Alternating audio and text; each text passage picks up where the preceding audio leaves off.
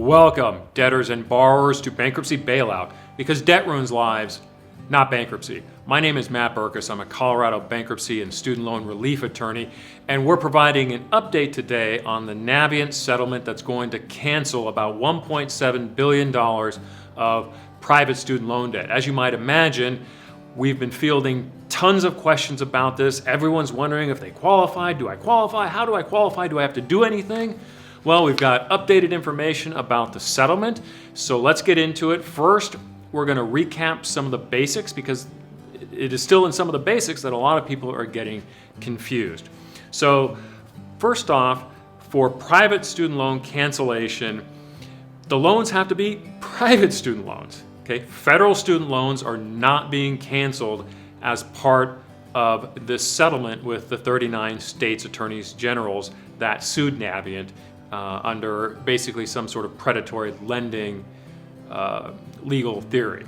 Okay, so it's private student loans. Now here's the thing. Private student loans are a very small market in the student loan industry. Most student loans are federal student loans. So the thing is, if you don't know you have private student loans, then you probably don't have private student loans, because by default, the first loans you're going to be offered when you go to school are federal student loans. And you only get private student loans if you need to bridge a gap in that lending. So to put it in perspective, I mean, we're only talking about 1.7 billion private student loans. That only represents about 1% of outstanding private student loan debt and 0.1% of total student loan debt. And by various reports, only about 66,000 borrowers are going to qualify for this private student loan cancellation. And that's out of something like 42 million student loan borrowers nationwide. So odds are you probably don't qualify for this cancellation. So as we go through the requirements, don't shoot the messenger, but I'm going to explain try to set the difference between who qualifies and who doesn't. But the first one is you have to have private student loans. And here's how you tell the difference. If on your statement you see terms like subsidize, unsubsidized, direct consolidation, FFELP or FFEL consolidation, plus loan, Stafford subsidized, Stafford unsubsidized, if you see any terms like that, those are all federal student loans and they're not going to be canceled under this agreement, regardless of what school you attended, if the loans are in default or whatever.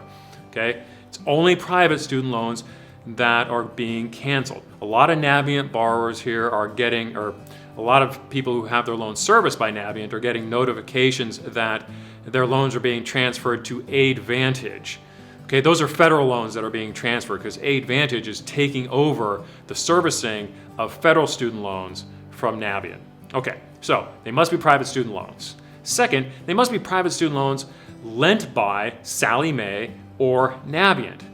Okay, so these loans had to be originated by them. So if you have loans from Wells Fargo, Discover, Firstmark, any other company that's not Sallie Mae, those loans are not part of this settlement. It's only loans that were originally lent by primarily Sallie Mae or its subsidiaries or Navient, which came along a little later in the game.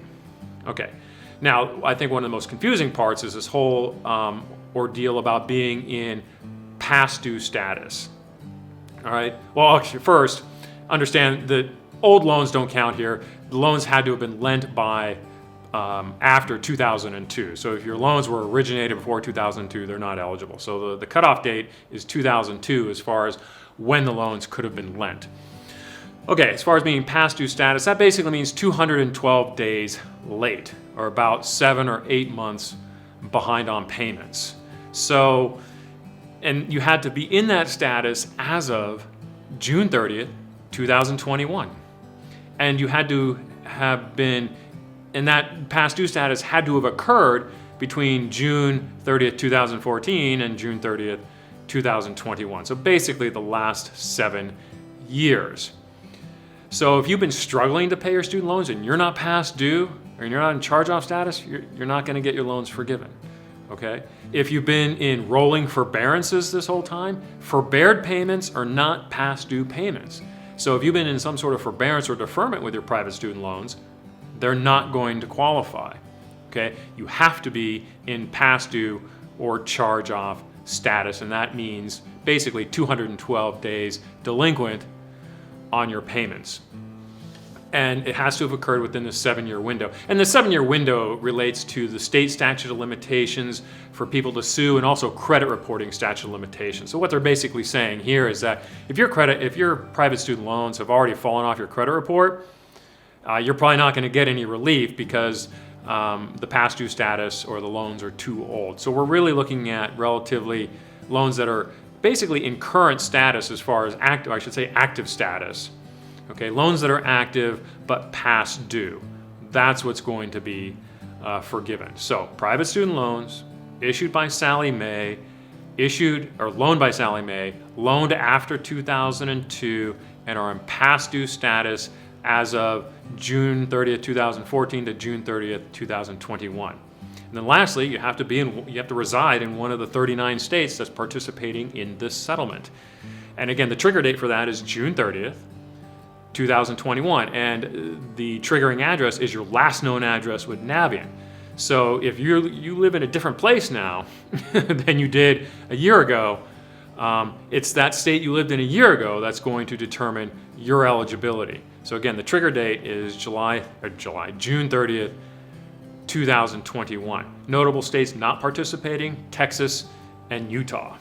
All right, and of course a handful of others.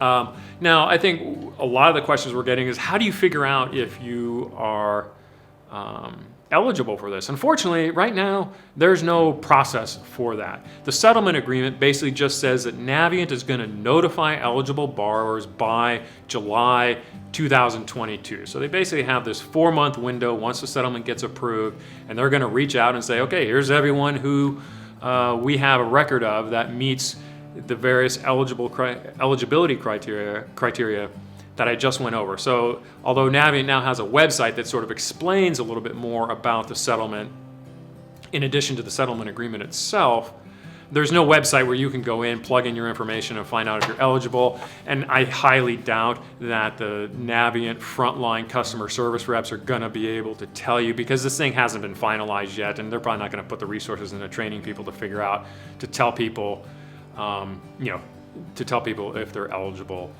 for this. So it's probably a waste of time to call Navient. And same thing with your attorney general. They're not going to be devoting any resources to helping you figure out if you're eligible. They're sort of the settlement relies on Navient to do the legwork and to notify eligible borrowers by July 2022. Of course, you can talk to someone like myself or another attorney, and we can analyze your situation and figure out if you or at least have a chance of being eligible, but there's no specific website or resource right now, at least as of the recording of this video, that's set up to say yes or no, you're eligible for this private student loan cancellation. And the final criteria, and what we have more information on, is the list of schools. They already gave us most of the names of the holding companies, but some of the highlights for the schools here, a lot of big names in the private student loan in the for-profit private school industry. Okay, and just as an aside, I think that this settlement is mostly targeted to students who attended these schools.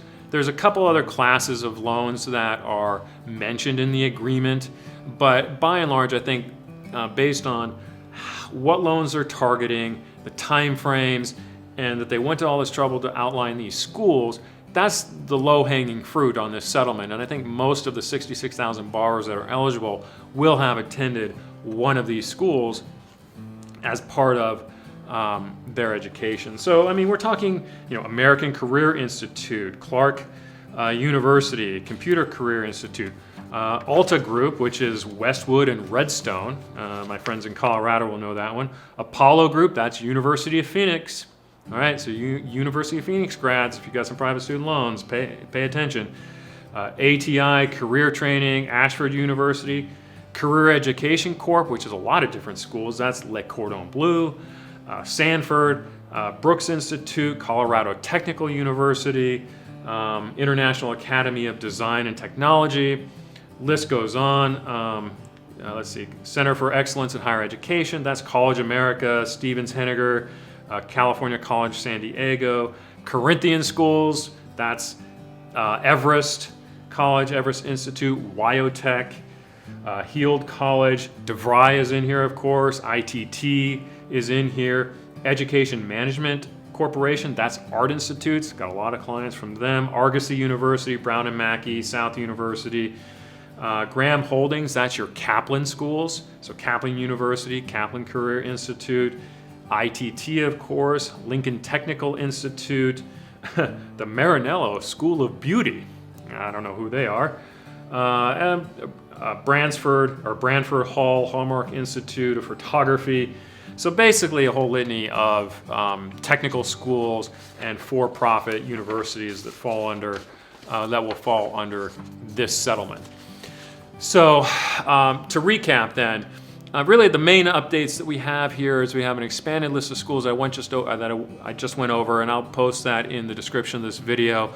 And then really just to try to put your mind at ease, although it probably doesn't, is that Navient is tasked with reaching out to you. There's nothing you need to do as a borrower to apply for this forgiveness. Now, I know that probably doesn't sit easy with you, but I think for now, all you can do is take a wait and see approach once the settlement gets approved and Navient sort of gets rolling with this to see if you're eligible. And of course, there's going to be some recourse here, because if Navient doesn't do what it says it's going to do, if there seems to be a lot of eligible borrowers that are getting left out, the state's attorneys generals do have recourse back in court to address deficiencies in Navient's implementation of this settlement. But as with most legal things, that will take time. But in the meantime, wait and see. I welcome questions in the comments here. I do try to address questions. If you've seen some of my other videos, I do try to address questions in a timely way as best I can.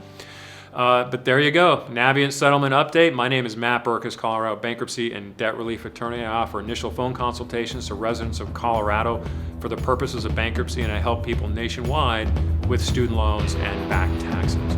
Best of luck to you.